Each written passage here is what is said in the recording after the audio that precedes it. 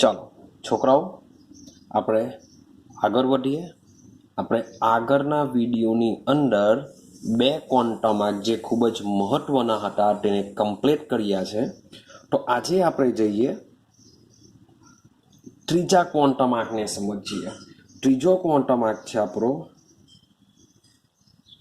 ચુંબકીય કક્ષકીય ક્વોન્ટમ આંક. ચાલો તો આપણે આને સમજવાનો પ્રયત્ન કરીએ. શું છે ચુંબકીય કક્ષીય ક્વોન્ટમ આંક? તો સૌથી પહેલા ચુંબકીય કક્ષકીય ક્વોન્ટમ આંકને દર્શાવવામાં આવે છે ml સંજ્ઞાથી દર્શાવવામાં આવે છે. આ દિમાગમાં ફિટ કરી દેવું કે જે ચુંબકીય ક્વોન્ટમ આંક છે જેને આપણે સામે દર્શાવીશું ml દ્વારા દર્શાવીશું. હવે આનું કામ શું? આનું કામ શું છે એની વાત કરીએ તો આનું કામ હોય છે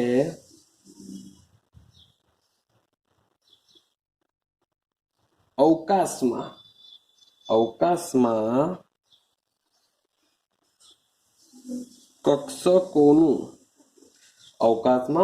કક્ષકોનું દિક સ્થાન જાણવા માટે. અવકાશમાં કક્ષકોનું દિક સ્થાન મીન્સ કે માનો કે મારી પાસે આ કેન્દ્ર છે. કેન્દ્રની આજુબાજુ શું આવેલી હોય છે? બધી કક્ષા આવેલી હોય છે, એની અંદર કક્ષકો આવેલી હોય છે. તો જે કક્ષાની અંદર જે બધી કક્ષકો હોય છે એ કક્ષકો કઈ જગ્યાએ હશે, ક્યાં મળી આવશે? મીન્સ કે એ જે કક્ષકો છે એ કક્ષકોનું સ્થાન પર આ રીતના આપણે ત્રિપરિમાણીય અવકાશમાં જાણીએ છીએ. જે કક્ષકોનું સ્થાન છે પણ આપણે ત્રિપરિમાણીય અવકાશમાં જાણીએ છીએ. મીન્સ કે જે કક્ષકો છે આપણે આ રીતની ત્રિપરિમાણીય એટલે કે એક્સ અક્ષ પર મળી શકે, વાય અક્ષ પર મળી શકે, ઝેડ અક્ષ પર મળી શકે. આ પ્રકારે આપણે કક્ષકો કક્ષાની અંદર મળશે. ક્લિયર છે? તો એ ક્યાં મળશે એ જાણવા માટે ml સંજ્ઞાનો ઉપયોગ થાય છે. એટલે કે અવકાશમાં કક્ષકોનું દિક સ્થાન જાણવા માટે ચુંબકીય ક્વોન્ટમ આંક ઉપયોગી હોય છે. ચાલો હવે આગળ સમજો.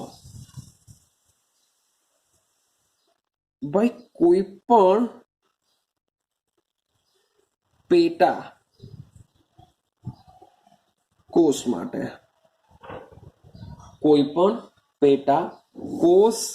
માટે ml ના મૂલ્યો L ઉપર આધારિત છે.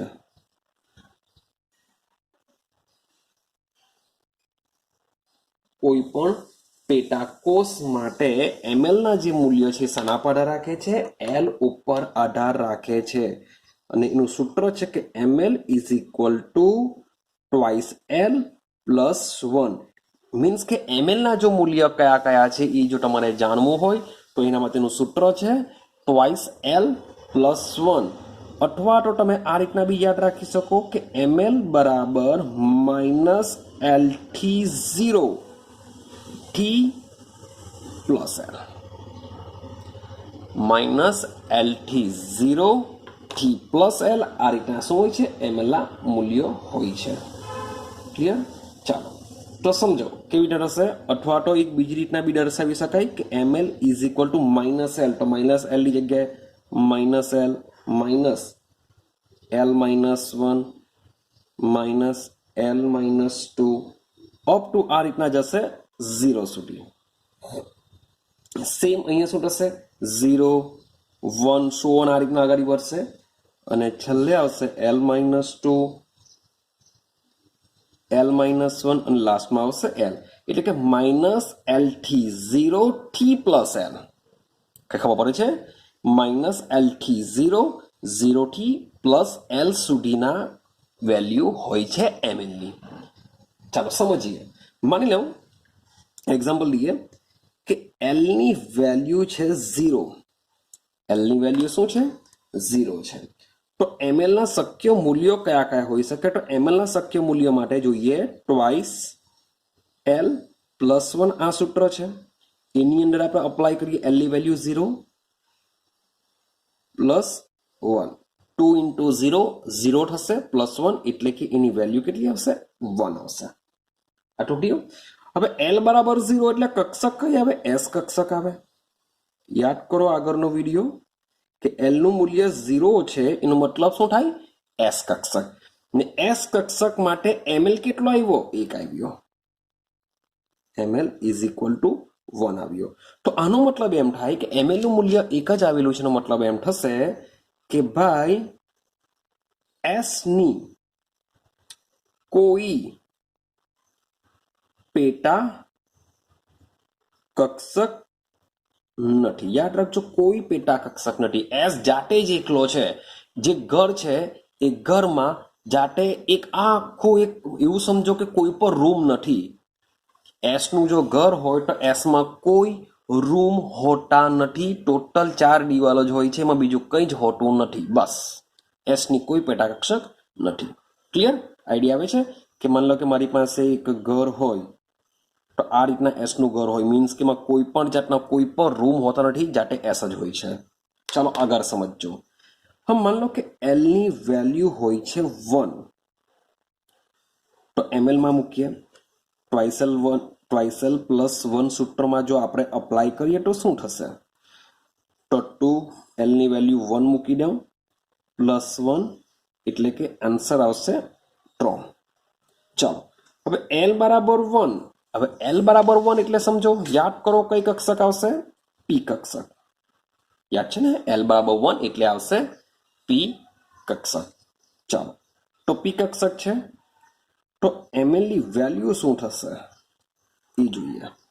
તો મેં તમને બીજું કીધેલું છે, એનું વેલ્યુ યાદ રાખવા માટે -l થી 0 થી +l બી તમે યાદ રાખી શકો. -l થી 0 થી +l. તો સમજો એને પણ આપણે અપ્લાય કરીએ. l ની વેલ્યુ કેટલી છે? 1. 1 એટલે -1 -1 થી 0, તો -1 પછી 0 આવી જાય, +1 એટલે કે +1. આઈડિયા આવે છે? -l થી 0 થી +l. સમજો આને કે l ની વેલ્યુ 1 છે, તો ભાઈ l ની જગ્યા 1 મૂકો એટલે -1 થી 0 થી +l. ક્લિયર? તો જો અહીંયા ટ્વાઇસલ +1 3 છે એટલે તમને સંખ્યા મળશે 3. 1 2 ને 3.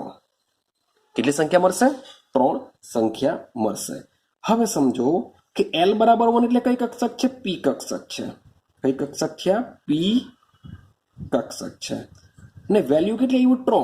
-1 0 અને +1. એનો મતલબ એમ થાય કે p કક્ષકની 3 પેટા કક્ષક છે. p કક્ષકની 3 પેટા કક્ષક છે. હવે આ જે 3 પેટા કક્ષકો છે એ 3 યામો ઉપર પડે છે. આ જે 3 પેટા કક્ષકો છે શું થાય છે? 3 યામો ઉપર પડે છે, જે આપણે આગળ સમજીશું.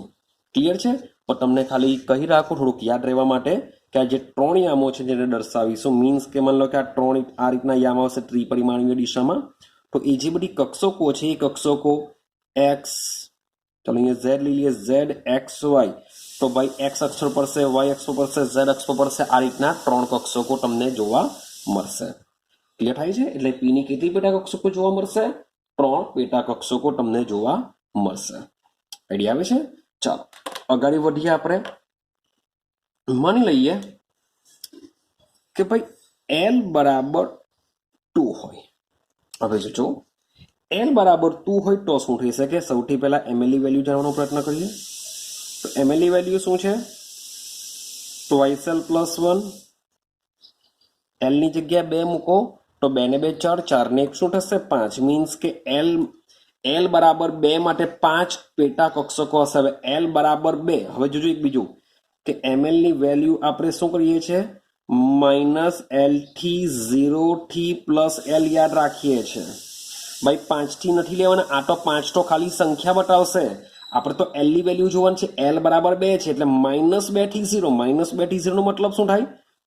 ભાઈ -2 આવે, -1 આવે, 0 આવે થયું -2 થી 0 એટલે -2 -1 0 પછી 0 થી +l એટલે કે ભાઈ +1 +2 ક્લિયર તો ચેક કરો 1 2 3 4 5 ભાઈ ટોટલ 5 સંખ્યા એટલે ml ની વેલ્યુ કેટલી આવશે l બરાબર 2 માટે 5 -2 -1 0 +1 +2 રેડી છે ચાલો હવે l બરાબર 2 નો મતલબ શું થાય કઈ કક્ષક આવશે ભાઈ ડી કક્ષક તો ભાઈ ડી કક્ષકની કેટલી છે ટોટલ 5 પેટા કક્ષકો હોય છે હું એલ માં સમજાવું માન લો કે મારી પાસે આ એક ઘર હોય આ પી નું ઘર છે એવું સમજો આ કોનું ઘર છે પી નું ઘર છે તો જો પી નું ઘર હોય તો પી ના ઘરમાં શું થશે 1 2 આ પહેલો રૂમ આ બીજો રૂમ આ ત્રીજો રૂમ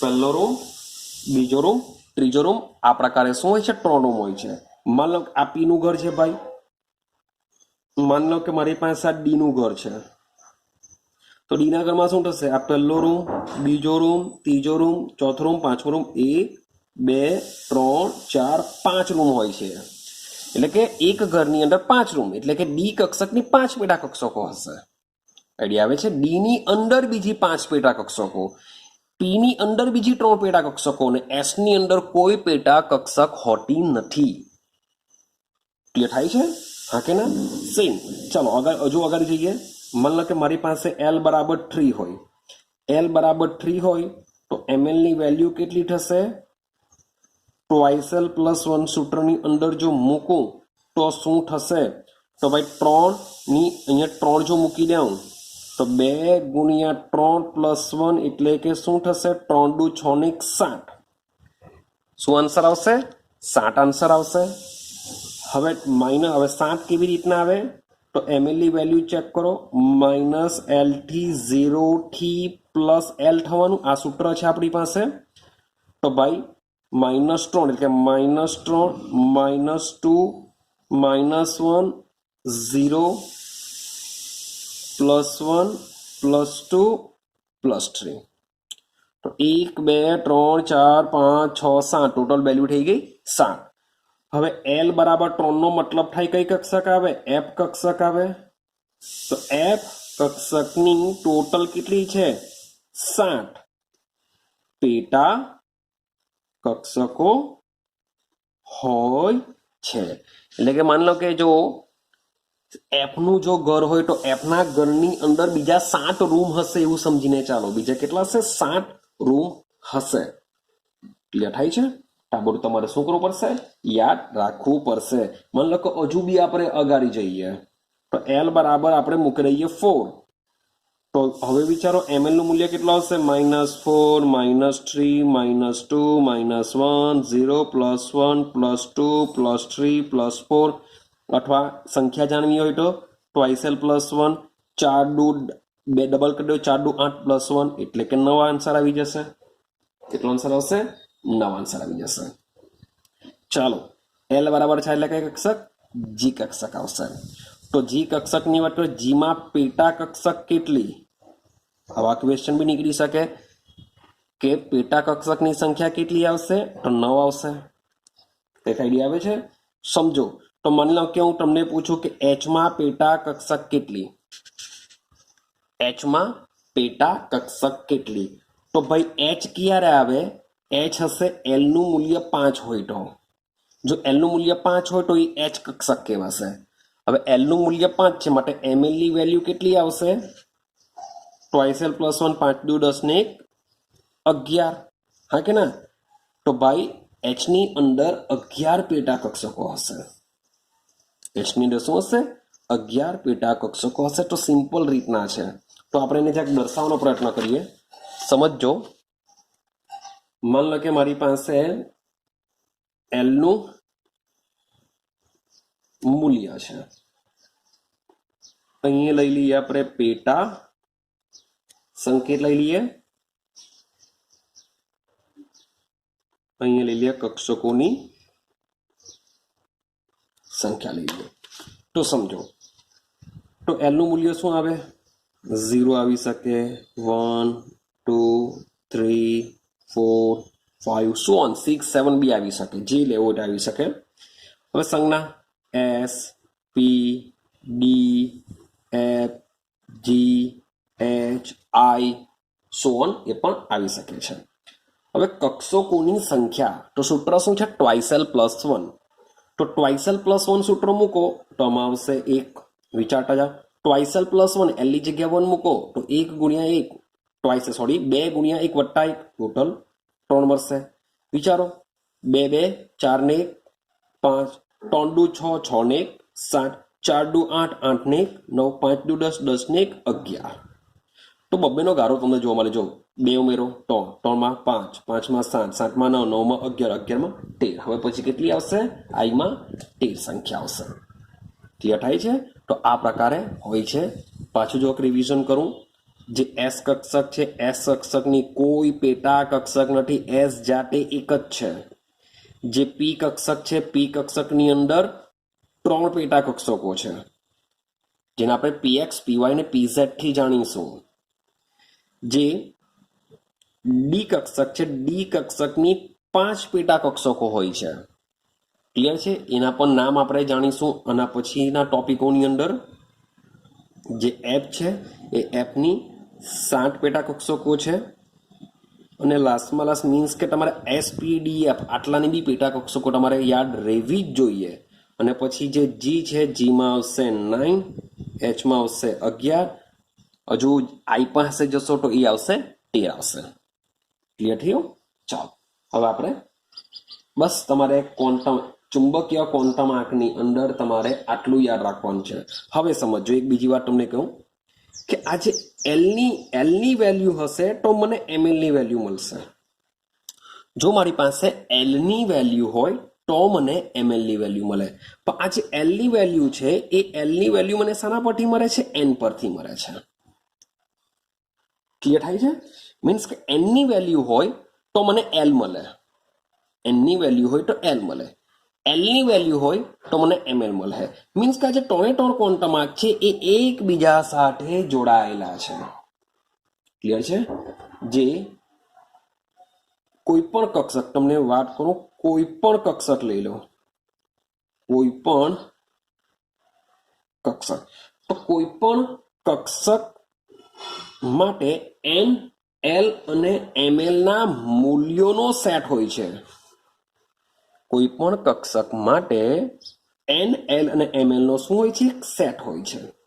કોઈ બી એક કક્ષક લઈ લેશો, તેના માટે આ 3 મૂલ્યોનો એક સેટથી જ આપણે દર્શાવવાનો પ્રયત્ન કરીએ છીએ. ક્લિયર થાય છે? ચલો એકાદ એક્ઝામ્પલ આપું. માની લો કે હું વાત કરું 7p લઈ લઈએ. ચાલો 7p ની વાત કરીએ. ભાઈ 7p માં 3 શું આવી શકે? રેડી? તો એકચ્યુઅલી મારે અહીંયા લખવું પડશે એક્સ, એકચ્યુઅલી પી એક્સ શું છે હજુ વાર લાગશે, પણ ટીચર બી દર્શાવીએ. તો જો અહીંયા 7 લખેલો છે એટલે શું થશે? ભાઈ મુખ્ય ક્વોન્ટમ આંક 7 હશે. ભાઈ પી કક્ષક ક્યારે આવે? તો એલની વેલ્યુ 1 હોય તો જ પી કક્ષક આવે. અહીંયા પી એક્સ છે તો જો વાર લાગશે, ટીચર બી તમને કહી રાખું કે એમએલની વેલ્યુ આવશે -1. એમએલની વેલ્યુ શું આવશે? -1. કારણ કે એલ બરાબર 1 છે ને પી કક્ષક છે. એલ બરાબર 1 છે એટલે -1 થી 0 થી +1. એલની વેલ્યુ કઈ કઈ સંભવિત હોઈ શકે? સોરી, એમએલ માટે -1 0 +1. આ એમએલની વેલ્યુ, તો એલની વેલ્યુ 1 છે એટલે એમએલની આ 3 વેલ્યુ હોઈ શકે. કઈ કઈ? -1 થી 0 થી +1. તો આમાં પીએક્સ છે, યાદ રાખજો, -1 હોય છે પીએક્સ માટે હોય, 0 પીવાય માટે હોય અને +1 પીઝેડ માટે હોય છે. જો અહીંયા જો 7pz જો લખું તો એમએલની વેલ્યુ આવી જશે +1. જો હું પીવાય લખું, 7py લખું તો એમએલની વેલ્યુ હોય છે 0. આ તમારે યાદ રાખવાનું હોય છે. તો આ રીતે કોઈ પણ એક કક્ષક માટે આપણે 3 ક્વોન્ટમ આંકને વ્યાખ્યાયિત કરી શકીએ છીએ. રેડી છે? ચાલો, તો શ્રોડિંજર તરંગ સમીકરણ દ્વારા આ 3 જ ક્વોન્ટમ આંકની વાત થઈ હતી. ક્લિયર છે? ચાલો હવે આપણે સમજીએ ચોથો ક્વોન્ટમ આંક, આપણો લાસ્ટ ક્વોન્ટમ આંક છે, એને સમજવાનો પ્રયત્ન કરીએ. અને એ છે ઇલેક્ટ્રોન ભ્રમણ ક્વોન્ટમ આંક. ઇલેક્ટ્રોન ભ્રમણ ક્વોન્ટમ આંક, જેને આપણે સ્પિન ક્વોન્ટમ આંકથી પણ ઓળખીશું. એને શું કહેશું આપણે? સ્પિન ક્વોન્ટમ આંક. સ્પિનનો મતલબ શું થાય? એસ થી આપણે શરૂઆત કરીશું, માટે આ ક્વોન્ટમ આંકને દર્શાવવા માટેની સંજ્ઞા હોય છે એસ. આ જે સ્પિન ક્વોન્ટમ આંક છે એને દર્શાવવા માટેની સંજ્ઞા શું હોય છે? એસ સંજ્ઞાથી આપણે એને ઓળખીએ છીએ. ક્લિયર છે? ચાલો, તો પહેલા સમજવું પડશે કે સ્પિન ક્વોન્ટમ આંક શા માટે આવ્યો તેને સમજીએ. તો સમજો કે જે પરમાણુય કક્ષકોને દર્શાવતા ત્રણેય ક્વોન્ટમ આંક, પરમાણુય કક્ષકોને દર્શાવતા ત્રણેય ક્વોન્ટમ આંક કક્ષકનું કદ, ઊર્જા અને સ્થાન દર્શાવી શકે છે. જે આપણે સમજીને આવ્યા કે કોઈ પણ પરમાણુય કક્ષક છે, કોઈ પણ કક્ષકનું કદ કેટલું હશે, એની ઊર્જા કેટલી હશે, એનું દિક સ્થાન, દિક વિન્યાસ, સ્થાનનો મતલબ શું થશે? દિક વિન્યાસ, એટલે કે ક્યાં આવેલી છે કક્ષાની અંદર, કક્ષકો કયા આવેલી છે તે દર્શાવી શકે છે. ક્લિયર છે? પરંતુ આ બધા જ ક્વોન્ટમ આંક માત્ર હાઇડ્રોજન અને તેના જેવી સ્પીસીસ માટે જ કામ કરતા હતા. તેના જેવી સ્પીસીસ માટે જ હતા. એટલે કે હાઇડ્રોજન અને તેના જેવી સ્પીસીસનો મતલબ શું થાય? કે એવા પરમાણુ કે જે માત્ર એક જ ઇલેક્ટ્રોન ધરાવતા હતા, તેના માટે જ એક સરખી રીતે કામ કરતા હતા. ક્લિયર થાય છે હવે? કે જે પરમાણુની અંદર એક જ ઇલેક્ટ્રોન આવેલા હોય, તો એક જ ઇલેક્ટ્રોન માટે જ આ બધી કક્ષકો ક્યાં હશે, એનું કદ કેટલું હશે, એની ઊર્જા કેટલી હશે, એ બધું જ જાણી શકાતું હતું.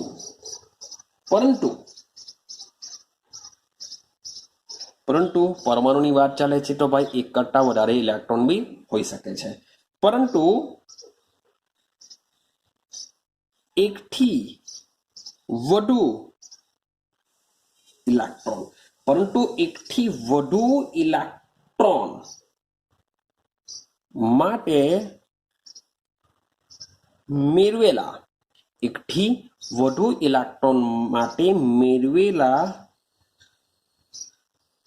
રેખા વર્ણપટને આપણે જોઈને આવ્યા છે સ્પેક્ટ્રમ, તો રેખા વર્ણપટને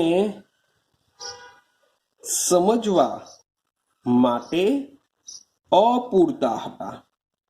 મીન્સ કે એકથી વધુ ઇલેક્ટ્રોન ધરાવતા જે પરમાણુ છે, એ પરમાણુ જે રેખા વર્ણપટ આપે છે, એ રેખા વર્ણપટને સમજાવવા માટે આ ત્રણ ક્વોન્ટમ આંક પૂરતા નથી. કેમ પૂરતા નથી? કારણ કે આ રેખા વર્ણપટમાં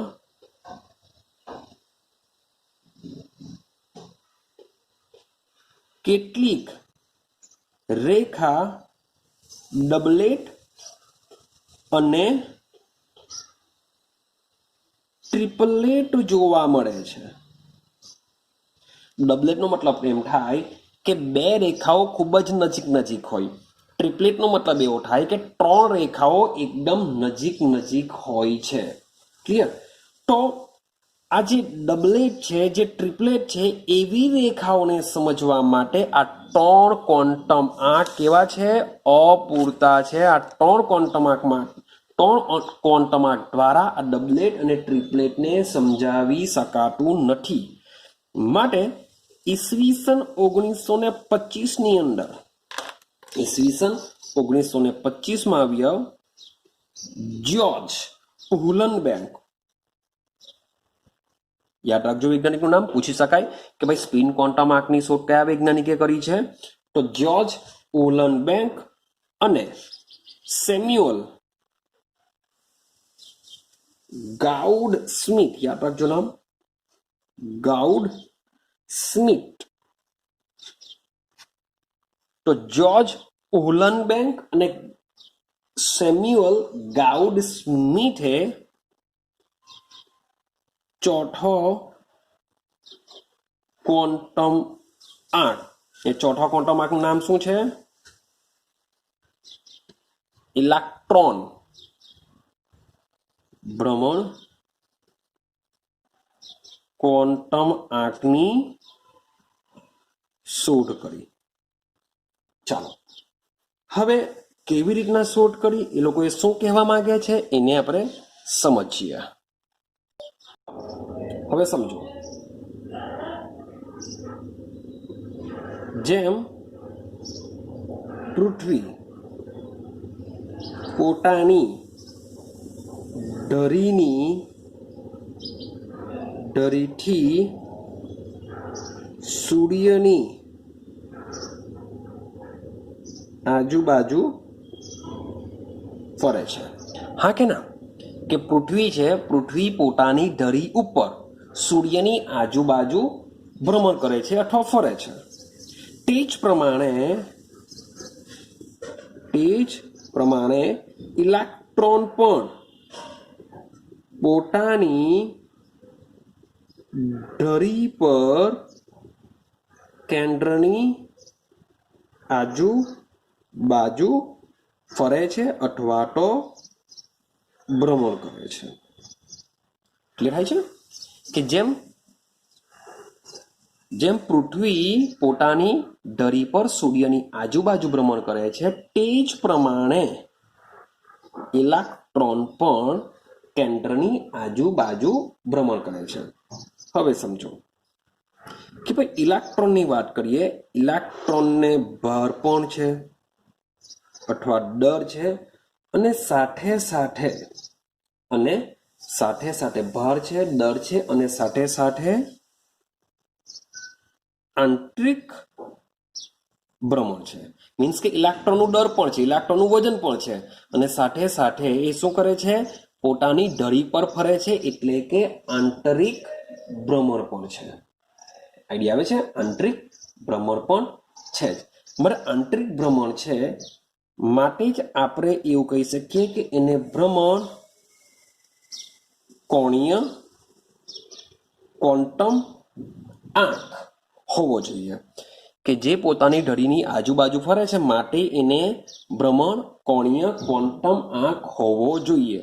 અને આ જે ભ્રમણ કોણીય ક્વોન્ટમ આંક છે, આ ભ્રમણ કોણીય ક્વોન્ટમ આંક છે ભાઈ, એ વેગમાન ધરાવી શકે.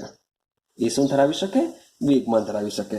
અને આ જે વેગમાન હોય છે એ પાછું કેવું હોય છે? સદિશ રાશિ છે.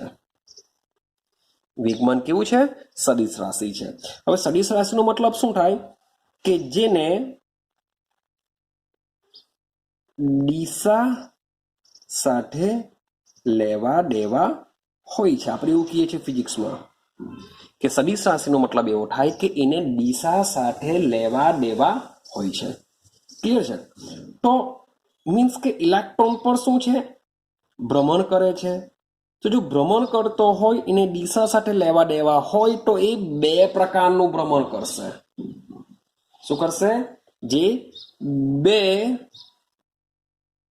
પ્રકારે ભ્રમણ કરશે, જેને આપણે કેમિસ્ટ્રીની ભાષામાં દિક વિન્યાસ કહેશું, કે જે બે પ્રકારે દિક વિન્યાસ કરે છે, જેને આપણે MS થી દર્શાવીશું.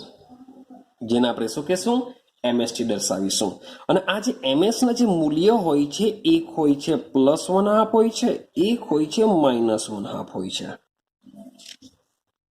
તે બે પ્રકારની મીન્સ કે બે પ્રકારની ગતિ દર્શાવે છે, બે પ્રકારનું ભ્રમણ દર્શાવે છે. એક ભ્રમણનું વેલ્યુ હોય છે +1/2, બીજા ભ્રમણનું વેલ્યુ હોય છે -1/2. ક્લિયર છે?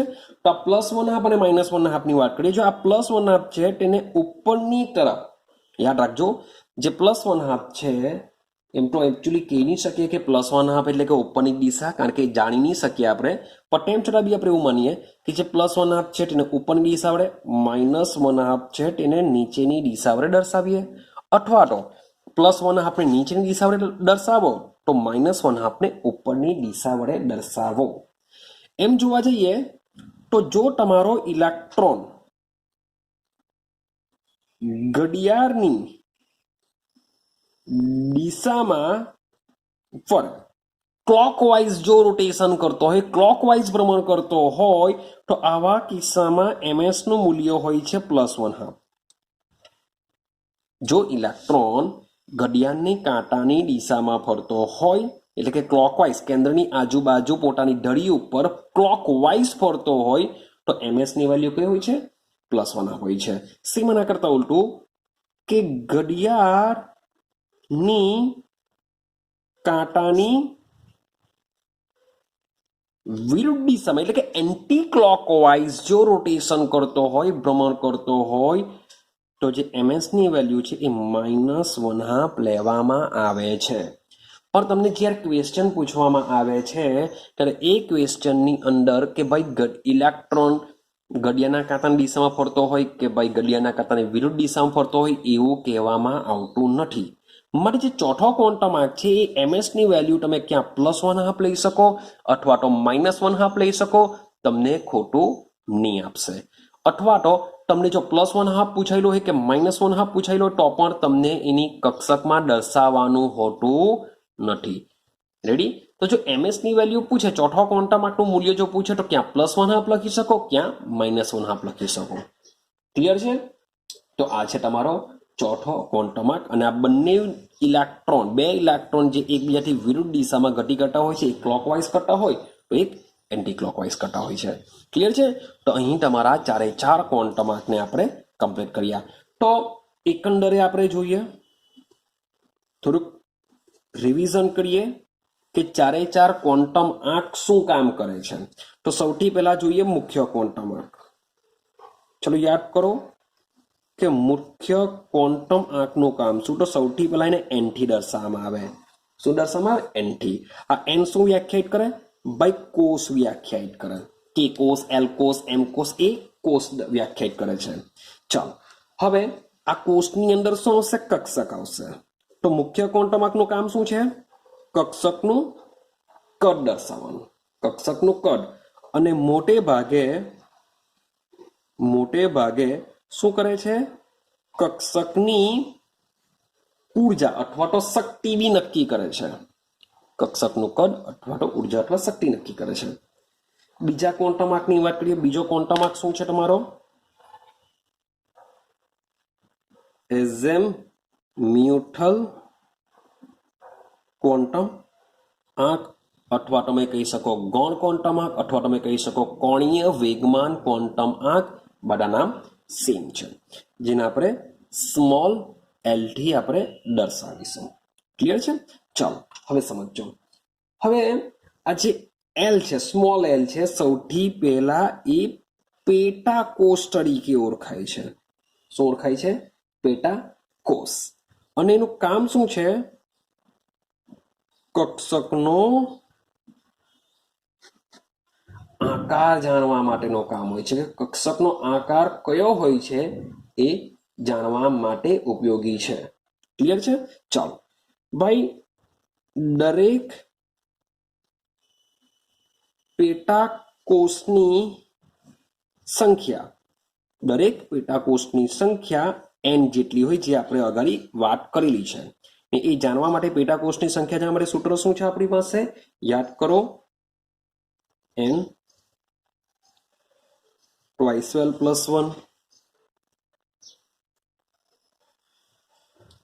કે મારે જો ml ની વેલ્યુ જાણવી હોય તો એ શાના પરથી જણાશે? twice l plus 1 થી જણાશે.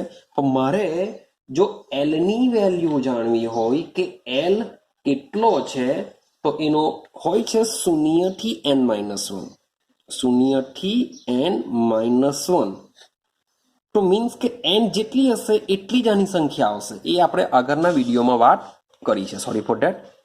કે દરેક પેટા કોષની જે સંખ્યા છે એ n જેટલી હોય, તો પેટા કોષની સંખ્યા શાનાથી જાણી શકાય? 0 થી n-1 જેટલી હોય છે. બીજી એક વસ્તુ યાદ રાખવા જેવું છે કે l ની વેલ્યુ 0 હોય તો કયો કક્ષક આપે? s આપશે. l બરાબર 1 હોય તો શું આપશે? p આપશે. ભાઈ l બરાબર 2 હોય તો d, l બરાબર 3 હોય તો f, સો ઓન અગાડી આવશે. ક્લિયર થાય છે? ચાલો વાત કરીએ ત્રીજો ક્વોન્ટમ આંક, જેનો આજે જ આપણે જોઈને આવ્યા, ચુંબકીય ક્વોન્ટમ આંક. ચુંબકીય ક્વોન્ટમ આંકને દર્શાવવામાં આવે છે ml દ્વારા, અને જે l ના મૂલ્ય ઉપર આધાર રાખે છે. જે કોના પર આધાર રાખે છે? l ના મૂલ્ય ઉપર આધાર રાખે છે. ને જે સૂત્ર છે ટ્વાઇસેલ +1. શું છે? ટ્વાઇસેલ +1. ml નું કામ હોય છે કક્ષકોનું દિક વિન્યાસ જાણવા માટે, એટલે કે અવકાશમાં તેનું સ્થાન જાણવા માટે તેનો ઉપયોગ થાય છે. ક્લિયર થાય છે? અને લાસ્ટ પોઈન્ટની વાત કરું, જે ચોથો ક્વોન્ટમ આંક છે જેને આપણે કહીશું સ્પિન ક્વોન્ટમ આંક. જેને સૌથી પહેલા આપણે ST પણ દર્શાવી શકીએ, ST, અથવા કેટલાક કિસ્સામાં MST પણ એને દર્શાવવામાં આવે છે, જેને કહીશું આપણે માત્ર ભ્રમણ ક્વોન્ટમ આંક. જે શું કરે છે? ઇલેક્ટ્રોનનું ભ્રમણ દર્શાવશે. એટલે કે ઇલેક્ટ્રોન ક્લોકવાઇઝ હોય તો +1/2 આવશે ms નું વેલ્યુ. જો એન્ટી ક્લોકવાઇઝ હોય તો આન્સર હોય છે -1/2. એટલે કે ઇલેક્ટ્રોન બે પ્રકારની ગતિ ધરાવે છે પોતાના ધડીની આજુબાજુ. એક હોય છે ક્લોકવાઇઝ અને એક હોય છે એન્ટી ક્લોકવાઇઝ. તો આ પ્રકારની મીન્સ કે 2 માર્ક્સનો ક્વેશ્ચન જો પૂછાય કે ભાઈ જુદા જુદા ક્વોન્ટમ આંક વિશે માહિતી આપો, તો 2 માર્ક્સનો ક્વેશ્ચન હોય તો આ રીતની તમે ઓલ ઓવર તમે બધા માટે જે મેઇન પોઈન્ટ છે એ તમે લખી શકો છો. ક્લિયર છે? ચાલો હવે ક્વેશ્ચન કેવા પૂછી શકાય એની વાત કરીએ તો સમજો. ક્વેશ્ચન નંબર 2.17 ની વાત કરીએ આપણે, એ સમજો. મુખ્ય ક્વોન્ટમ આંક n બરાબર 3 સાથે સંકળાયેલી કુલ કક્ષકની સંખ્યા કેટલી હશે? આવો ક્વેશ્ચન છે. તો યાદ કરો, મેં તમને મુખ્ય ક્વોન્ટમ આંકમાં કીધેલું છે કે મુખ્ય ક્વોન્ટમ આંકથી તમે કક્ષકોની સંખ્યા જાણી શકો છો. એના માટેનું સૂત્ર હોય છે n². તો n² એટલે કે 3. n બરાબર 3 આપેલું છે, 3 નો વર્ગ કરો એટલે ટોટલ 9 કક્ષકો મળી જશે. જો એઝ અ MCQ ની દ્રષ્ટિએ જો પૂછાય કે મુખ્ય ક્વોન્ટમ આંક n બરાબર 3 સાથે સંકળાયેલી કક્ષકોની સંખ્યા કેટલી, તો સીધું જ 9 તમને મળી જશે. પણ આ 9 કક્ષકો કઈ કઈ છે એને બી તમારે જાણવું છે. તો સમજો n બરાબર 3 છે. હવે n બરાબર 3 માં શું થશે સમજવાનો પ્રયત્ન કરજો. ચાલો શરૂઆત કરીએ આપણે. સૌથી પહેલા વાત કરીએ કે માની લો કે n બરાબર 3 છે. તો n બરાબર 3 માટે l ના શક્ય મૂલ્યો કયા કયા હોઈ શકે વિચારો? 0 થી n-1, 0 થી n-1. એટલનો મતલબ શું થાય? n બરાબર 3 માટે મૂલ્ય કયા કયા આવશે? 0, 1, 2. 0, 1, 2, 0 થી n-1 આ l ના મૂલ્ય થવાના n બરાબર 3 માટે. ચાલો હવે જોજો. તો 0 એટલે કઈ કક્ષક આવશે? s કક્ષક આવશે. મુખ્ય ક્વોન્ટમ આંક છે 3 માટે વાત કરીશું 3s. એક કઈ હશે? 3s કક્ષક હશે. તમારે લખો તો લખી શકો છો બ્રેકેટમાં કે આના માટે n બરાબર 3 હોય છે, l બરાબર 0 છે, હા કે ના? l બરાબર 0 ને s કક્ષક હોય છે. s કક્ષક માટે ml બરાબર બી કેટલો હોય છે? 0 હોય છે. યાદ કરો, હમણાં જ કીધું મેં કે s ની કોઈ પેટા કક્ષક હોતી નથી. s ની કોઈ પેટા કક્ષક હોતી નથી. માટે ml નું મૂલ્ય કેટલું હોય છે 3s માટે s કક્ષક આવે એટલે ml નું મૂલ્ય 0 જ આવે એની કોઈ પેટા કક્ષક નથી ડન થઈ ગયું l બરાબર 0 માટે 0 કારણ કે સૂત્ર શું છે -l થી 0 થી +l તો -0 થી +0 સોરી -0 થી 0 થી +0 બાય 0 જ આવશે ડન થઈ ગયું તો આ એક 3s કક્ષક થઈ ગઈ ચાલો આગળ જઈએ અને ચાલો હવે આ તો 0 ની વેલ્યુ આવી ગઈ હવે 1 વિશે વિચારીએ જો એ 1 મૂકું l ની વેલ્યુ 1 હોય એટલે કઈ કક્ષક આવવાની 3p કક્ષક આવવાની હવે 3p કક્ષક માટે જો વિચારીએ તો n બરાબર 3 એટલે 3 લખેલું છે l બરાબર 1 ની વાત કરું પણ ml ની વેલ્યુ કેટલી આવી શકે -1 થી 0 થી +1 હા કે ના -l થી 0 થી +l તો ml ની વેલ્યુ કેટલી આવવાની 3 જો ml ની વેલ્યુ 3 આવે એટલે કે -1 આવી રીતના નહીં લખવું હોય તો -1 0 +1 એમ ટોટલ કેટલી વેલ્યુ છે 3 એનો મતલબ એમ થાય કે ભાઈ આ 3p કક્ષક કેટલી હશે 3 હશે -1 0 +1 એટલે 3p કક્ષક 3 રેડી અગાડી જઈએ તો હજુ શું આવી શકે ભાઈ બે હજુ બાકી રહ્યો તો વાત કરીએ 3d માં શું થવાનું n બરાબર 3 l બરાબર 2 ભાઈ ml ની વેલ્યુ શું આવી શકે -2 -1 0 +1 +2 1 2 3 4 5 માટે 5 3d કક્ષકો ક્લિયર છે ચાલો તેથી આમ કક્ષકોની કુલ સંખ્યા જોઈએ તો કેટલી આવશે તો વિચારો એક s એક 3s વત્તા 3 3p વત્તા d 5 ટોટલ 9 ચેક કરો 9 કક્ષક આવી ગઈ આઈડિયા આવે છે 9 તો આ રીતના n બરાબર 3 માં 9 કક્ષકો આવેલી હોય છે ક્લિયર થાય છે ચલો હજુ એક ક્વેશ્ચન જોઈએ આપણે સમજજો ચાલો હવે આપણે શું કરવાનું છે s p d l સંકેતનો ઉપયોગ કરીને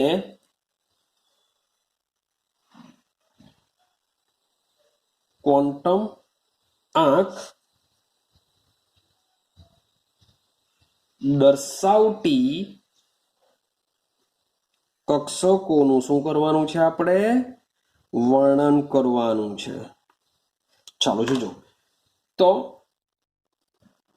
n બરાબર 2 છે l બરાબર 1 છે હું પહેલા question sorry for that question બધા લખી કાઢું પછી આપણે જોઈએ બી ની વાત કરીએ n બરાબર 4 છે l બરાબર 0 છે સી ની વાત કરીએ n બરાબર 5 છે l બરાબર 3 છે ડી ની વાત કરીએ n બરાબર 3 છે l બરાબર 2 છે ચાલો સમજો તો n અને l ઉપરથી આપણે શું બનાવવાની છે કક્ષક બનાવવાની છે કે કઈ કક્ષક હોઈ શકે છે રેડી હવે મુખ્ય ક્વોન્ટમમાં જેટલો બી હોય એટલો બેઠો અહીંયા લખી જ દેવાનો n બરાબર 2 એટલે 2 હવે l બરાબર 1 હોય તો કક્ષક કઈ આવે યાદ કરો 0 1 s p તો અહીંયા શું આવી જશે p કક્ષક આવી જશે હા કે ના પણ મેં તમને કીધેલું છે કે હજુ બી આમાં px py pz એ બધું હજુ પછીના ટોપિકમાં આવે છે માટે હું ml ની વેલ્યુ આમાં દર્શાવતો નથી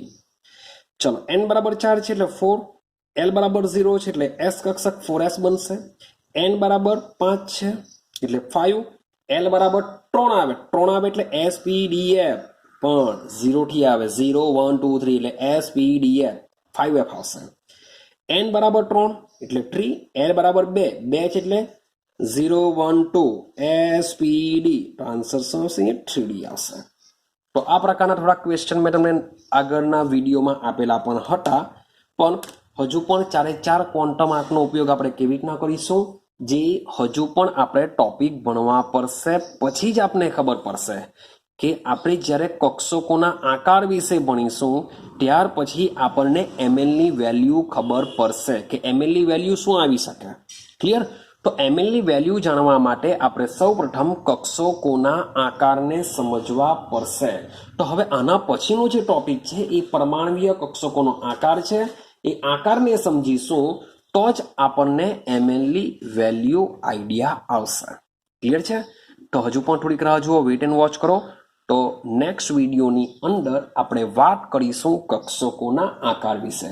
એટલે કક્ષકોના આકાર જો તમને આઈડિયા આવી જાય તો એમએલની વેલ્યુ આઈડિયા આવી જશે. એટલે કે એસ કક્ષકનો આકાર કયો છે, કેવી રીતના શોધાયો છે, પી કક્ષકનો આકાર કયો છે, કેવી રીતના શોધાયો છે, ડી કક્ષકનો આકાર કયો છે અને કેવી રીતના શોધાયો છે, જે આપણે જાણવાનું છે. એસ કક્ષકની કોઈ પેટા કક્ષક નથી, પીની 3 પેટા કક્ષકો છે, ડીની 5 પેટા કક્ષકો છે, એફની 7 પેટા કક્ષકો છે. શું આ પીની 3 પેટા કક્ષકો છે, 3 નો આકાર જુદો જુદો હશે, 3ની ઉર્જા જુદી જુદી હશે? આવા ક્વેશ્ચન ઉદ્ભવશે. ડીની 5 પેટા કક્ષકો છે, એ 5 પેટા કક્ષકો ક્યાં આવેલી છે, કેવી રીતના ગોઠવાયેલી છે, આકારમાં શું હશે, ઉર્જામાં શું હશે, એ બધાની વાત હવે આપણે આના પછીના ટોપિકમાં કરીશું. ક્લિયર છે? તો હાલ પૂરતો મીન્સ કે આપણે આટલે સુધી જ જઈએ, ટોપિકને કમ્પ્લીટ કરીએ. નેક્સ્ટ વિડીયોની અંદર આપણે વાત કરીશું કક્ષકોના આકાર. તો વેટ એન્ડ વોચ કરો નેક્સ્ટ વિડીયો માટે.